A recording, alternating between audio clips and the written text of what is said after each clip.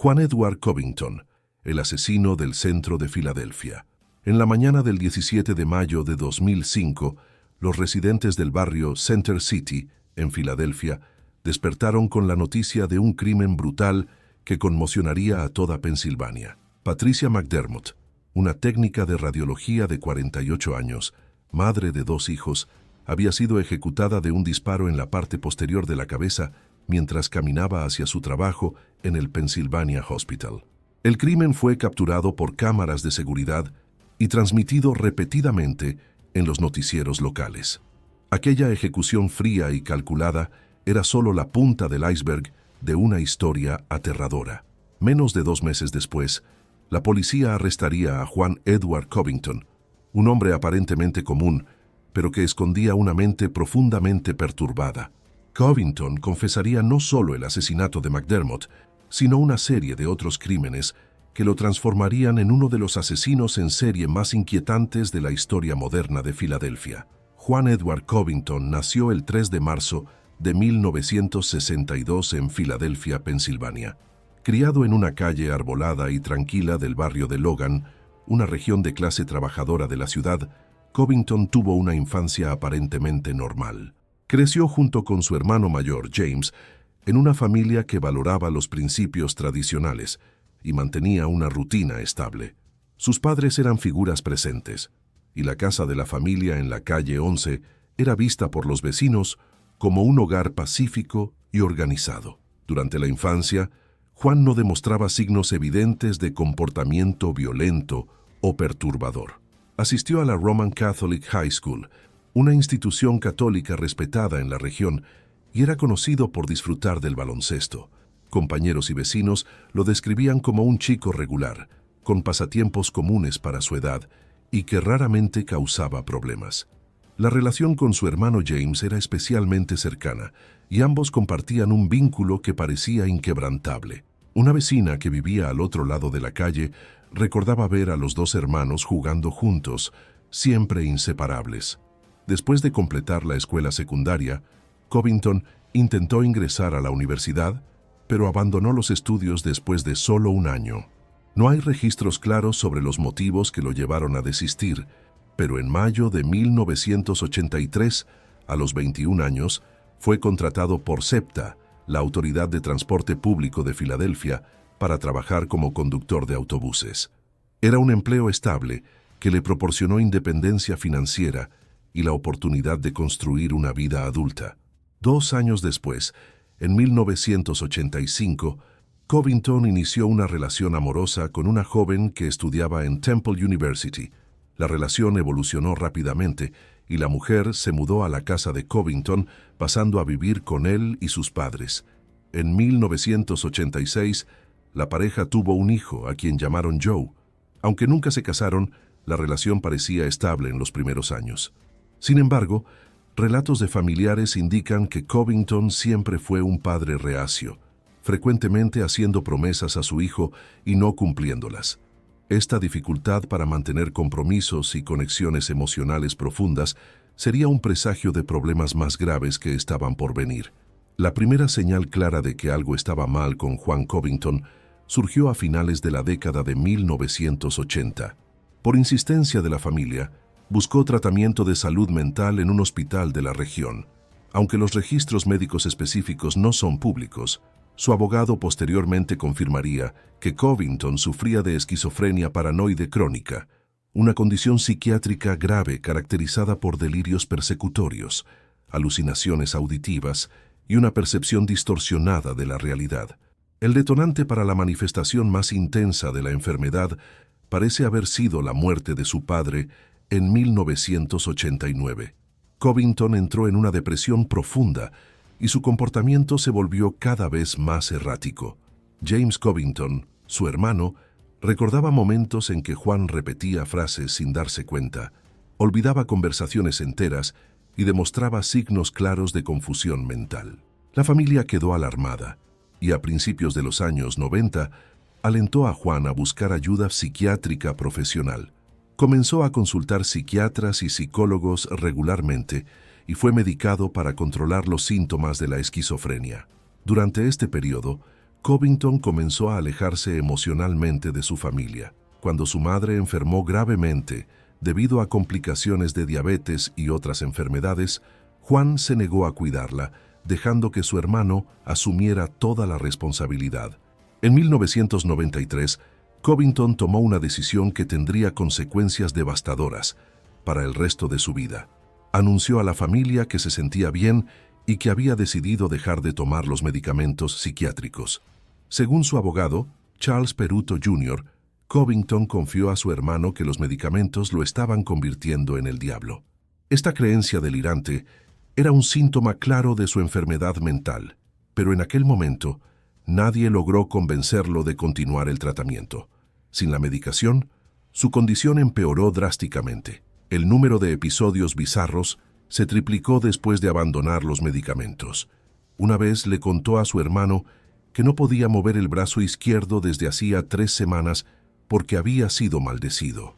Sus interacciones sociales se volvieron cada vez más extrañas, e incluso los vecinos comenzaron a sentirse incómodos en su presencia. La vida personal de Covington continuó deteriorándose. La madre de su hijo eventualmente decidió dejarlo y se mudó con el niño. Juan conoció a otra mujer y se mudó con ella a Elkins Park, un suburbio al norte de Filadelfia, pero la relación tampoco duró. En 1997 volvió a la casa de sus padres en Logan, donde ahora vivía solo. Su madre había fallecido mientras vivía con James en West Oak Lane durante la ausencia de Juan. La casa, que antes estaba llena de vida y muebles, se convirtió en un espacio casi vacío. Covington dio la mayoría de los muebles de sus padres a su vecino Harold Belcher, incluyendo una vitrina, un mueble para televisión, sillas y una mesa de vidrio.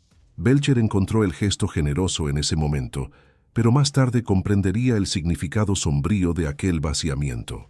Covington comenzó a vivir en una casa prácticamente vacía, durmiendo en el suelo y aislándose cada vez más del mundo exterior. Su comportamiento se volvió aún más retraído. Belcher, que solía sentarse en el porche compartido y conversar con Covington, notó que de repente ya no lo veía más. Juan solo entraba y salía de la casa rápidamente, evitando cualquier interacción. En 1997, aún trabajando como conductor de autobuses para SEPTA, Covington comenzó a demostrar interés romántico por una compañera de trabajo llamada Brenwanda Smith, de 24 años, que vivía en Cheltenham. Cuando él la invitó a salir, ella se negó educadamente. El rechazo, sin embargo, parece haber afectado profundamente a Covington. La última vez que Brenwanda Smith fue vista con vida fue el 18 de febrero de 1997, cuando testigos relataron haberla visto discutiendo con Covington en un estacionamiento de SEPTA en Hunting Park. Después de aquel día, Brenwanda simplemente desapareció. Nunca más fue encontrada, y su caso permanece oficialmente como una persona desaparecida hasta hoy. Aunque la policía considera a Covington un sospechoso en la desaparición de Smith, nunca hubo pruebas suficientes para acusarlo formalmente del crimen. Su nombre, sin embargo, permanecerá para siempre asociado al misterio no resuelto. Después del rechazo y la subsecuente desaparición de Smith, Covington se aisló aún más. Dejó de socializar con los vecinos y comenzó a demostrar un comportamiento cada vez más paranoico y defensivo. El primer asesinato confirmado de Juan Edward Covington ocurrió el 19 de agosto de 1998. Aquel día, entró en la iglesia donde el reverendo Thomas Lee Devlin, de 49 años, ministraba un servicio de oración en el sótano de una casa en Logan. Usando una pistola Sig Sauer, Covington disparó 13 veces contra el pastor, matándolo instantáneamente. Durante su declaración posterior a la policía, Covington confesó que mató a Devlin porque creía que el reverendo tenía el poder de borrarlo de la faz de la tierra y que había usado brujería para hacer que sus encías se hincharan y pus saliera de su frente. Estas creencias delirantes eran síntomas claros de su esquizofrenia paranoide no tratada. Curiosamente, después del asesinato, Covington asistió al funeral del reverendo Devlin y fue visto visiblemente afectado, aparentando tristeza genuina.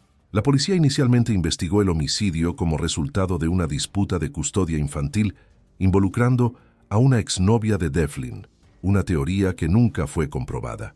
Covington no fue considerado sospechoso en ese momento, ya que no había conexión obvia entre él y la víctima.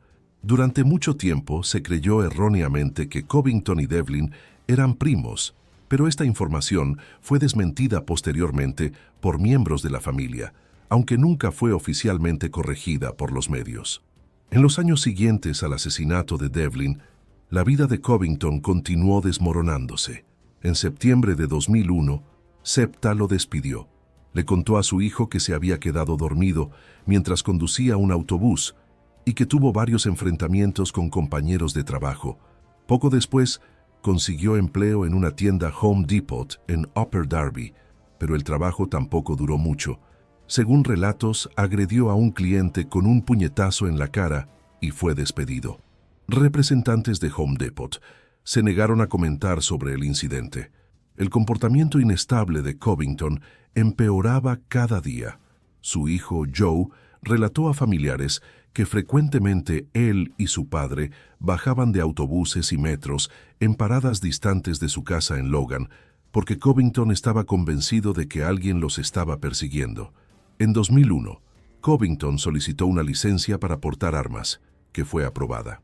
Adquirió legalmente al menos 2 armas de fuego, una pistola semiautomática de 9 milímetros y una pistola calibre .380. La situación familiar se volvió tan insostenible que, en 2003, James Covington, el hermano de Juan, presentó una petición en el Tribunal de Familia para obtener la custodia de Joe.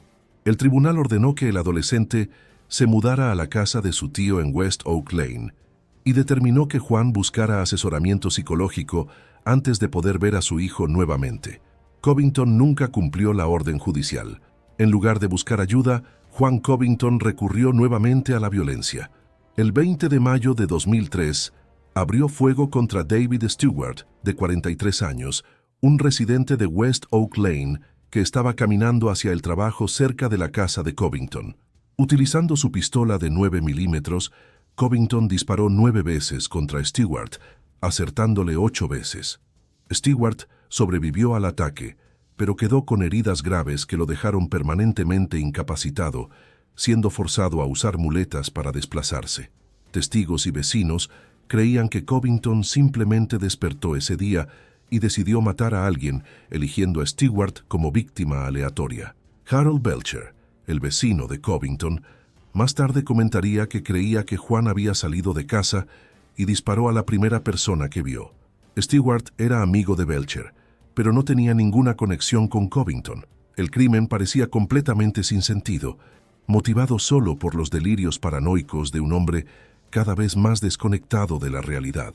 Menos de un año después, el 26 de abril de 2004, Covington atacó nuevamente. Usando la misma pistola de 9 milímetros, disparó 9 veces contra William Bryant Jr., de 32 años, mientras Bryant caminaba hacia el trabajo en la calle Ruscombe Oeste, en Logan. Al igual que Stewart, Bryant sobrevivió al ataque, pero quedó permanentemente incapacitado, con graves dificultades de habla y movilidad. La investigación policial del tiroteo llevó al arresto de un inocente, Clyde A. Johnson, un trabajador social de 32 años, fue identificado erróneamente por la víctima en una identificación fotográfica y arrestado por el crimen. Incapaz de pagar la fianza de $1 millón, Johnson fue mantenido en el centro correccional Curran From Hall de la ciudad. Permaneció preso durante más de un año, insistiendo en su inocencia y presentando coartadas sólidas. Sus compañeros de trabajo estaban listos para testificar que estaba en el trabajo en la mañana del tiroteo, y su gerente tenía registros de computadora y una hoja de asistencia para comprobar su presencia. Sin embargo, la justicia solo se haría cuando las pruebas balísticas finalmente vincularon el arma de Covington con los proyectiles extraídos de Bryant. Johnson fue liberado en julio de 2005, pero los cargos solo fueron oficialmente retirados en octubre de ese año. El 7 de marzo de 2005, Covington cometió su segundo asesinato confirmado. Ese día emboscó a Otis Bosquet, un empleado del Departamento de Ingresos de 36 años, casado y padre de 4 hijos, cerca de la entrada de la estación de metro de Logan. Bosquet estaba apurado para recoger a su hija de 3 años en la guardería cuando Covington abrió fuego, disparando varias veces y matándolo instantáneamente. Bosquet vivía a pocas cuadras de Covington, pero según la familia, ambos no se conocían. Una vez más, un hombre inocente fue arrestado por el crimen. Morris Wells, de 37 años, fue acusado del asesinato y mantenido bajo custodia hasta que las evidencias balísticas probaran su inocencia. El patrón se estaba volviendo claro. Covington elegía víctimas aleatorias en su barrio, personas que nunca había conocido o que creía representaban alguna amenaza imaginaria. Disparaba a quemarropa, ejecutando a sus víctimas con frialdad y eficiencia, y luego volvía a casa como si nada hubiera pasado. Su comportamiento post-crimen era notablemente calmado y calculado. No había evidencias de que sintiera remordimiento o ansiedad. Simplemente retornaba a su rutina diaria, conviviendo con sus delirios en silencio. Después de ser despedido de Home Depot, Covington encontró trabajo conduciendo un camión para Stericycle, una empresa con sede en Illinois, especializada en el transporte de residuos hospitalarios. Una de sus paradas regulares era el Pennsylvania Hospital, en el centro de Filadelfia. Fue allí donde cruzó el camino de Patricia McDermott, una técnica de radiología de 48 años, madre de 2 hijos adolescentes. Covington desarrolló una obsesión delirante con McDermott, creyendo que ella estaba intencionalmente exponiéndolo a radiación y causándole dolores de cabeza. En su mente distorsionada, McDermott representaba una amenaza directa a su existencia. En la madrugada del 17 de mayo de 2005, Covington esperó a McDermott en la parada de autobús de SEPTA en el centro de la ciudad. La siguió mientras ella caminaba hacia el trabajo y a las 4:42 de la mañana, cerca de la esquina de las calles Novena y Chestnut, sacó una pistola calibre .380 y disparó un único tiro en la parte posterior de la cabeza de McDermott. Ella cayó instantáneamente y murió en el lugar. El asesinato fue capturado en detalle por una cámara de seguridad externa y las imágenes fueron transmitidas repetidamente en los noticieros locales, conmocionando a toda Filadelfia. El video mostraba claramente a un hombre acercándose a McDermott por detrás, sacando un arma y disparando antes de huir rápidamente de la escena. La ejecución fue descrita por investigadores como fría y brutal. El teniente Joe Maum, de la policía de Filadelfia, dijo que en sus 32 años de carrera policial nunca había visto a alguien ser ejecutado de esa forma. La investigación inicial se enfocó en el esposo de Patricia, George Amarjanov, quien tenía antecedentes criminales incluyendo acusaciones de robo y drogas. También tenía tiempo de prisión, y la policía descubrió que Patricia tenía una póliza de seguro de vida, lo que podría representar una motivación financiera. Sin embargo, Amarjanov tenía una coartada sólida. Estaba en casa en el momento del asesinato y su testimonio fue corroborado. Además, el video mostraba claramente que el tirador se movía de forma ágil y rápida, mientras que Amarjanov caminaba con una cojera pronunciada. Fue rápidamente eliminado como sospechoso. Sin pistas sólidas, la policía amplió la imagen del video y la divulgó públicamente, pidiendo ayuda de la población para identificar al sospechoso. La estrategia funcionó. Cientos de denuncias llegaron, y una de ellas sería crucial. Un empleado de una empresa de autobuses llamó a la policía afirmando que el hombre en el video era Juan Covington, un ex empleado de SEPTA que ahora trabajaba como subcontratista en el Pennsylvania Hospital. Los investigadores revisaron las imágenes de las cámaras de seguridad del hospital y descubrieron que Covington había usado exactamente la misma ropa en la mañana en que McDermott fue asesinada. Además, un conductor de autobús de SEPTA recordó que Covington había bajado en la misma parada que McDermott en la mañana del crimen. El conductor también mencionó que Covington tenía problemas de ira y había demostrado interés en otra conductora de autobuses, Brenwanda Smith, que había desaparecido años antes. El 12 de julio de 2005, la policía arrestó a Juan Covington cerca de su casa en Logan. Fue detenido inicialmente por porte ilegal de una pistola de 9 milímetros con el número de serie borrado. Durante el interrogatorio conducido por el detective Chuck Boyle, Covington vio el video de seguridad que mostraba claramente cómo disparaba a Patricia McDermott. Después de más de 24 horas bajo custodia, finalmente confesó. Frotándose la barba recortada, dijo calmadamente a los investigadores que sí, ese era él en el video. Admitió que había matado a McDermott porque creía que ella lo estaba envenenando con rayos X y causándole dolores de cabeza constantes. Dijo que nadie le creería si contaba sobre eso, así que decidió matarla. Para sorpresa de los investigadores, Covington no se detuvo allí. Con una voz suave y medida, sin demostrar emoción o remordimiento, confesó haber matado al reverendo Thomas Lee Devlin en 1998 y a Odies Bosquet en 2005. También admitió haber disparado a David Stewart y William Bryant. Las pruebas balísticas confirmaron que las armas encontradas en la casa de Covington eran las mismas usadas en los tiroteos. Los proyectiles extraídos de las víctimas correspondían perfectamente con las armas en posesión de Covington. La confesión transformó lo que parecía ser un asesinato aislado en un caso de asesino en serie. Covington fue formalmente acusado de 3 homicidios y 2 intentos de homicidio. 2 hombres inocentes, Clyda Johnson y Morris Wells, fueron liberados de prisión y todos los cargos contra ellos fueron retirados. David Mishak, abogado de Johnson, comentó que el caso debería servir como lección sobre los peligros de confiar exclusivamente en identificaciones de testigos oculares. Argumentó que las pruebas balísticas deberían ser conducidas con más frecuencia, ya que son tan precisas como correspondencias de ADN o huellas dactilares. Johnson, quien había pasado 15 meses en prisión, dijo que su vida había quedado en suspenso. No pudo retornar al empleo como consejero de SIDA con la organización Congreso de Latinos Unidos en Kensington, debido a los cargos pendientes. Después de que los cargos fueron retirados, dijo que simplemente estaba tratando de respirar y reconstruir su vida. Mientras estaba bajo custodia, Covington fue puesto en vigilancia de suicidio en el Centro Correccional Curran-Fromhold. Su abogado, Charles Peruto Jr., lo describió como gravemente enfermo mental, con un historial de episodios psicóticos que se remontaban a 15 años. Peruto explicó que Covington era capaz de mantener un empleo e incluso discutir con vecinos y exnovias sin dispararles, pero con sus víctimas de asesinato, sentía que tenía una misión de exterminar al diablo. Se veía a sí mismo como el elegido para eliminar el mal del mundo. Peruto presentó evidencias de que Covington había buscado tratamiento psiquiátrico a finales de los años 80 y que su condición se deterioró drásticamente después de la muerte de su padre.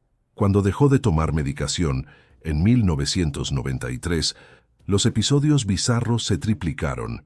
Expertos psiquiátricos consultados durante la investigación clasificaron a Covington como un esquizópata, una categoría extremadamente rara de asesino en serie. A diferencia de psicópatas como Ted Bundy o Dennis Rader, que derivan placer y poder de sus crímenes, Covington aparentemente no sentía placer al matar.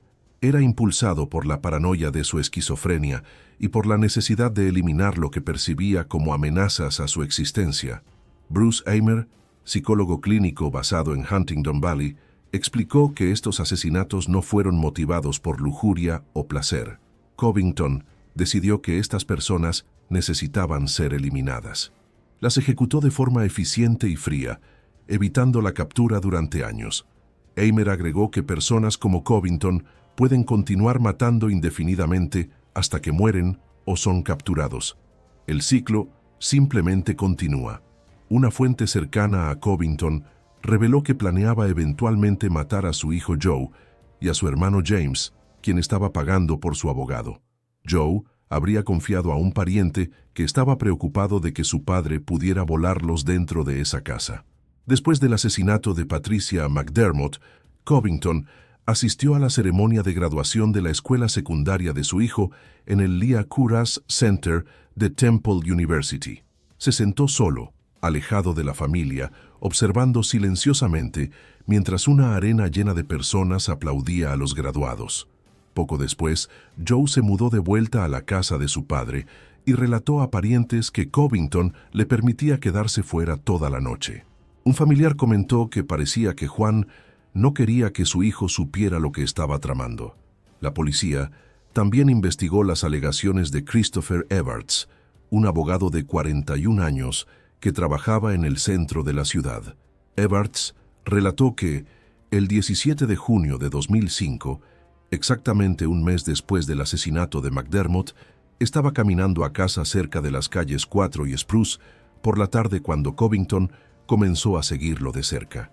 Evarts se detuvo para mirar una placa histórica, y Covington estaba justo detrás de él. Evarts, que medía 1,93 m y pesaba 122 kilos, quedó aterrorizado por los ojos pequeños y fijos de Covington y su mirada silenciosa y penetrante. Pensó que sería robado o asesinado. Covington estaba usando la misma ropa que aparecía en el video de la mañana en que mató a McDermott. De repente, Covington cambió de idea, cruzó la calle y comenzó a seguir de cerca a una señora anciana. Ella dobló la esquina y él continuó siguiéndola. Evarts cree que escapó de la muerte ese día por pura suerte. Además de los crímenes confirmados, la policía consideró a Covington un sospechoso en la desaparición de Brenwanda Smith en 1997 y en el asesinato de Anne Julie, una asistente de cuidados de pacientes de 25 años del Temple University Children's Medical Center, cuyo cuerpo fue encontrado en un terreno con césped en North Philadelphia el 7 de mayo de 2004, con una única herida de bala en la cabeza. Covington pudo haber encontrado a Julie mientras trabajaba en el hospital. Armas adicionales encontradas en la casa de Covington y otras entregadas por su abogado fueron sometidas a pruebas balísticas para determinar si había conexiones con otros crímenes no resueltos. Los investigadores creían que el número real de víctimas podría ser mayor que los 3 asesinatos confirmados. El juicio de Juan Edward Covington comenzó a principios de 2006. El 4 de marzo de ese año, en el Tribunal de Apelaciones Comunes, Sala de Audiencias 304, Covington apareció usando una sudadera de prisión holgada y pantalones de chándal negros. Era una figura diminuta y encogida que se deslizó hacia su asiento sin nunca mirar alrededor. Familiares de sus víctimas ocuparon la sala. La familia Bosquet se sentó del lado izquierdo y los McDermott del lado derecho. Todos fijaron los ojos en aquel hombre de barba canosa, gafas sin montura y cabello rapado. Veían a Juan Covington, de 44 años, por lo que realmente era, un ejecutor. Ese día, Covington se declaró culpable de todos los crímenes, admitiendo haber asesinado a sus víctimas, pero alegando que era gravemente enfermo mental. El juez Benjamin Lerner inmediatamente lo sentenció a 3 penas consecutivas de cadena perpetua por los 3 asesinatos. También le dio a Covington 2 sentencias de 20 a 40 años por los intentos de homicidio. Las sentencias garantizaban que Covington nunca sería elegible para libertad condicional. Al pronunciar la sentencia, el juez Lerner afirmó que ésta interrumpiría el ciclo de victimización que había aterrorizado a Filadelfia. Durante la audiencia de sentencia, familiares de las víctimas tuvieron la oportunidad de dirigirse al tribunal y describir el impacto brutal de los asesinatos en sus vidas. Dorothy Bosquet Wright, tía de Otis Bosquet, entró a la sala de audiencias sosteniendo una carpeta con fotos de la familia, una ampliación de una cena dominical y una gran foto grupal del Día de Acción de Gracias de 2004. Dijo que su familia era muy unida y que una docena de familiares, incluyendo la madre de Otis de Carolina del Sur, asistieron a la audiencia. Su sobrino, explicó ella, era un padre atento que estaba en camino a recoger a su hija de 3 años en la guardería cuando fue asesinado por Covington en la estación de metro de Logan. Dirigiéndose directamente al asesino, dijo que él había matado a Otis como si fuera una presa. La falta de motivo también atormentaba a la familia McDermott. Patricia fue asesinada a las 4:42 de la mañana, cerca de las calles Novena y Chestnut, mientras se apresuraba hacia su trabajo como técnica de rayos X en el Pennsylvania Hospital. El tiroteo fue capturado por una cámara de seguridad externa y transmitido repetidamente en los noticieros de televisión. Martin McDermott, hermano de la víctima, dijo al tribunal que esas imágenes se repetían continuamente en sus mentes. Mirando a Covington, preguntó si el asesino se había visto a sí mismo en las noticias. Angela Amaranov, hija de 16 años de Patricia McDermott, fue dominada por la rabia al intentar dirigirse al juez. Gritando a Covington, dijo que él ni siquiera podía mirarla a los ojos y ver de quién había quitado la vida. No había familiares presentes para hablar en defensa de Covington. El abogado defensor Charles Peruto Jr. observó que un hermano quería asistir, pero estaba reacio a aparecer en el tribunal debido a su parecido físico con Juan. Ninguna de las víctimas de asesinato conocía a Covington. Una denuncia anónima llevó a los investigadores hasta él, y fue su propia confesión la que selló su destino. El fiscal asistente del distrito Edward Cameron explicó al tribunal que todas las víctimas fueron elegidas porque Covington creía que cada una era el diablo y estaba haciéndole cosas malas. Peruto describió a su cliente como gravemente enfermo mental, con un historial de episodios psicóticos que se remontaban a 15 años.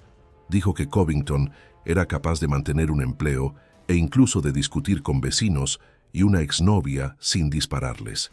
Pero con sus víctimas de asesinato, sentía que tenía una misión de exterminar al demonio. Por verse a sí mismo como el elegido, Covington inicialmente no quería declararse culpable. Sin embargo, cuando fue cuestionado por el juez, Covington afirmó que no estaba actualmente tomando medicación ni recibiendo tratamiento para enfermedad mental. El juez Lerner sentenció a Covington a la institución correccional estatal en Weimar, Pensilvania, una instalación que alberga presos que necesitan cuidados psiquiátricos. Después de la sentencia, las familias McDermott y Bosquet permanecieron en la sala de audiencias. Las familias nunca se habían encontrado antes de ese día. Angela Amaranov, la hija de Patricia McDermott, abrazó a la madre de Odis Bosquet. Afuera del Centro de Justicia Criminal, en medio del frío, ambos grupos hablaron con la prensa y dijeron que encontraron consuelo en saber que un asesino en serie había sido detenido.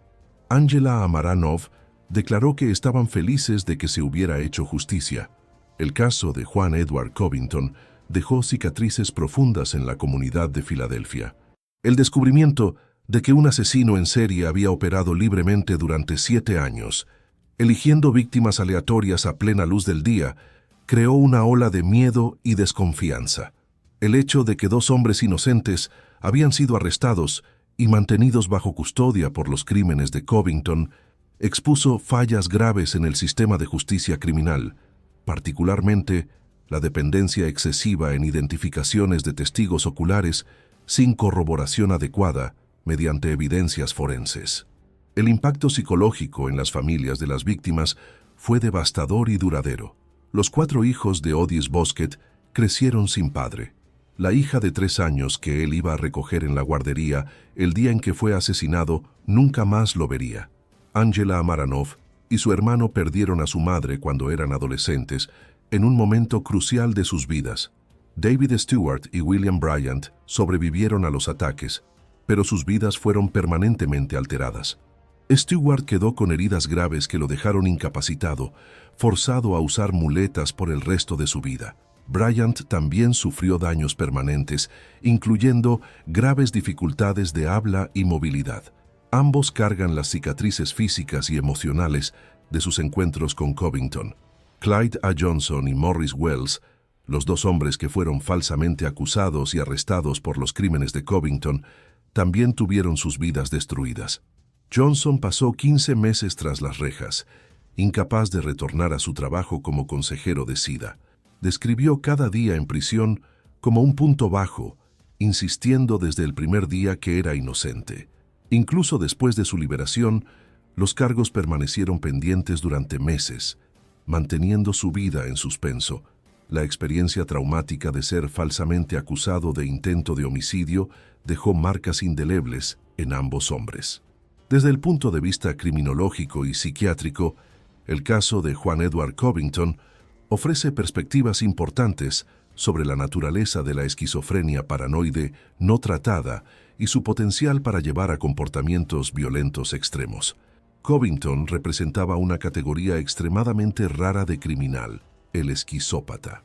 A diferencia de la mayoría de los asesinos en serie, que son psicópatas motivados por lujuria, poder o placer sádico, Covington era impulsado exclusivamente por delirios paranoicos y alucinaciones religiosas. No derivaba placer de matar. En cambio, veía sus asesinatos como actos necesarios de autodefensa contra amenazas imaginarias. Sus víctimas no eran elegidas por características físicas, vulnerabilidad o disponibilidad sexual.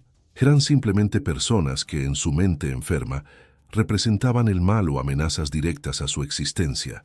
El reverendo Devlin supuestamente tenía el poder de borrarlo de la faz de la tierra a través de brujería. Patricia McDermott lo estaba envenenando con radiación. Otis Bosquet, David Stewart y William Bryant eran amenazas vagas y no especificadas que necesitaban ser eliminadas. La trayectoria de Covington ilustra trágicamente cómo la enfermedad mental grave no tratada puede evolucionar hacia la violencia letal. Después de la muerte de su padre en 1989, Covington comenzó a demostrar signos claros de esquizofrenia. Buscó tratamiento y fue medicado adecuadamente durante los años 90. Sin embargo, en 1993, bajo la influencia de sus propios delirios, decidió dejar de tomar medicación. Ese fue el punto de inflexión crucial. Sin medicación, su condición se deterioró rápidamente. Los episodios bizarros se triplicaron. Comenzó a creer que estaba siendo perseguido, que era maldecido, que personas a su alrededor eran manifestaciones demoníacas. 5 años después de dejar la medicación, cometió su primer asesinato. El patrón continuó durante 7 años hasta su captura. Expertos consultados durante el caso, incluyendo al psicólogo clínico Bruce Eimer, enfatizaron que personas como Covington pueden continuar matando indefinidamente hasta ser capturados o morir.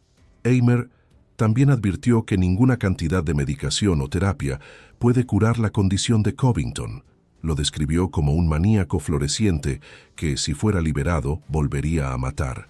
El caso expuso vulnerabilidades significativas en el sistema de salud mental de los Estados Unidos. Covington tenía un historial documentado de enfermedad mental grave. Había sido hospitalizado y tratado por psiquiatras. Sin embargo, cuando decidió dejar de tomar medicación, no había mecanismo efectivo para garantizar que continuara el tratamiento. No estaba bajo supervisión judicial o médica obligatoria. Su familia reconoció que estaba enfermo, pero no tenía poder legal para forzarlo a tratarse. Solo en 2003, cuando el tribunal ordenó que buscara asesoramiento para recuperar los derechos de visitación de su hijo, hubo una intervención legal. En ese momento, sin embargo, ya había cometido un asesinato y estaba a punto de cometer más. La orden judicial fue ignorada por Covington y no hubo seguimiento para garantizar su cumplimiento. Este patrón de falla sistémica es común en casos que involucran individuos con enfermedades mentales graves.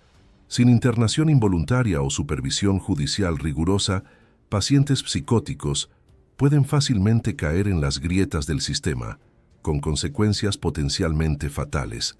Otro aspecto perturbador del caso fue la facilidad con que Covington obtuvo y mantuvo armas de fuego. En 2001, solicitó y recibió una licencia legal para portar armas. Adquirió legalmente al menos 2 armas de fuego, una pistola semiautomática de 9 milímetros y una pistola calibre 380. Esto ocurrió a pesar de su historial documentado de enfermedad mental grave y tratamiento psiquiátrico. Las leyes de control de armas de Pensilvania en ese momento no impedían adecuadamente que individuos con enfermedades mentales graves adquirieran armas. Covington no había sido internado involuntariamente ni declarado mentalmente incompetente por un tribunal, así que desde el punto de vista legal, estaba calificado para poseer armas. Esta laguna legal tuvo consecuencias mortales. Con acceso legal a armas de fuego y una mente consumida por delirios paranoicos, Covington se convirtió en una amenaza mortal para todos a su alrededor. Después de su arresto, fueron encontradas varias armas en su residencia, y su abogado entregó armas adicionales a las autoridades. Todas fueron sometidas a pruebas balísticas para determinar si habían sido usadas en otros crímenes no resueltos. El impacto del caso en la comunidad de Logan y en Filadelfia, en su conjunto, fue profundo. Durante años, un asesino había operado libremente entre ellos, eligiendo víctimas aleatorias y ejecutándolas a plena luz del día. Vecinos de Covington, como Harold Belcher, quedaron conmocionados al descubrir que el hombre tranquilo que vivía al lado había sido responsable de múltiples asesinatos.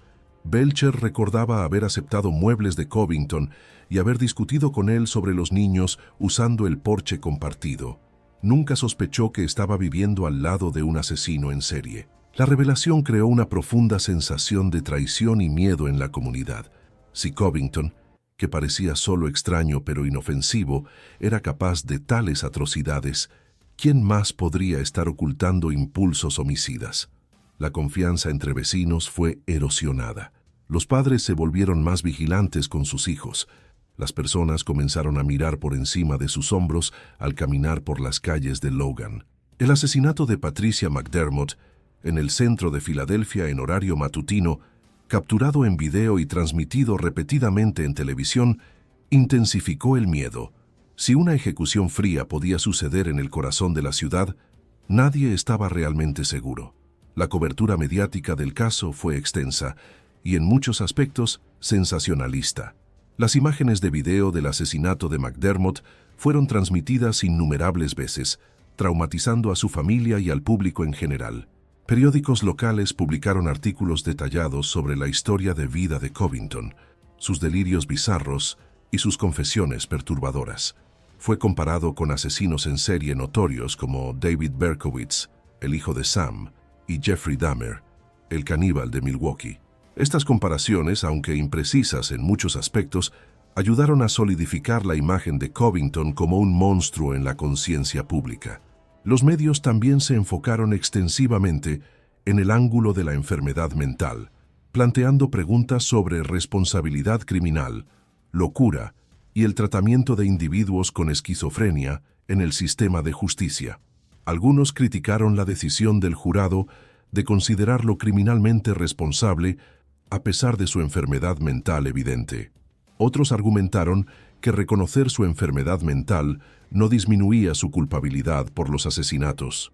El debate reflejó tensiones más amplias en la sociedad estadounidense sobre cómo equilibrar consideraciones de salud mental con la necesidad de justicia y seguridad pública.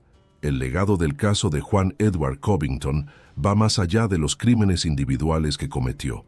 Sirvió como catalizador para discusiones sobre reforma del sistema de salud mental, control de armas, protocolos de investigación policial y los peligros de las identificaciones de testigos oculares. El hecho de que dos hombres inocentes fueron arrestados y mantenidos bajo custodia por crímenes que no cometieron destacó la urgencia de mejorar los procedimientos forenses. Las pruebas balísticas, que eventualmente exoneraron a Johnson y Wells y conectaron a Covington con los crímenes, deberían ser realizadas rutinariamente en todos los casos de tiroteos, no solo cuando surgen dudas sobre la culpabilidad de un sospechoso. La dependencia excesiva en identificaciones de testigos oculares que han sido repetidamente demostradas como no confiables necesita ser reconsiderada. David Mishak, abogado de Clyde Johnson, defendió vehementemente esta posición, argumentando que el caso era un ejemplo perfecto de por qué las evidencias forenses sólidas son esenciales.